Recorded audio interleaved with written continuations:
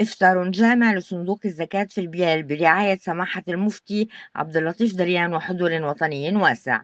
برعاية مفتي الجمهورية اللبنانية الشيخ عبد اللطيف دريان أقيم حفل إفطار صندوق الزكاة في لبنان في البيال بحضور النائب محمد خواجة ممثلا رئيس مجلس النواب، ووزير الداخلية والبلديات أحمد الحجار ممثلا رئيس الحكومة، ووزيرة الشؤون الاجتماعية حنين السيد، والرئيس فؤاد السنيورة، وممثلين عن الرؤساء سعد الحريري، تمام سلام، نجيب ميقاتي، والعديد من النواب والشخصيات السياسية والدبلوماسية والاجتماعية والاقتصادية والنقابية والعسكرية والإعلامية.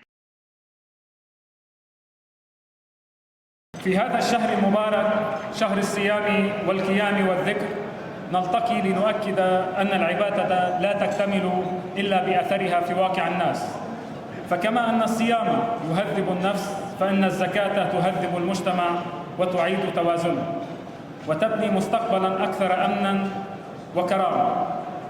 رمضان ليس زمن شعائر فقط، بل مساحة أخلاقية يعاد فيها ترتيب العلاقة بين العبادة والمجتمع وبين المال والمسؤولية لتترجم القيم إلى أثر يقاس. نلتقي اليوم لا لعرض أرقام ولا لتعداد إنجازات، بل لتثبيت مسار وتأكيد خيار والإعلان عن رؤية.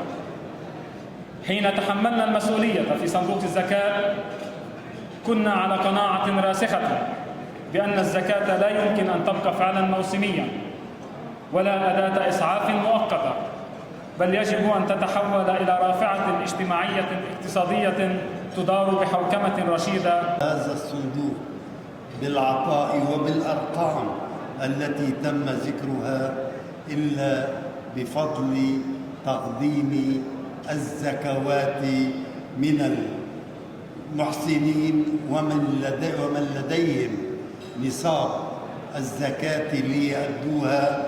وأقول هنا أن هذه الزكوات ليست تبرعات ولا صدقات، إنها مال مفروض في مال مسلم.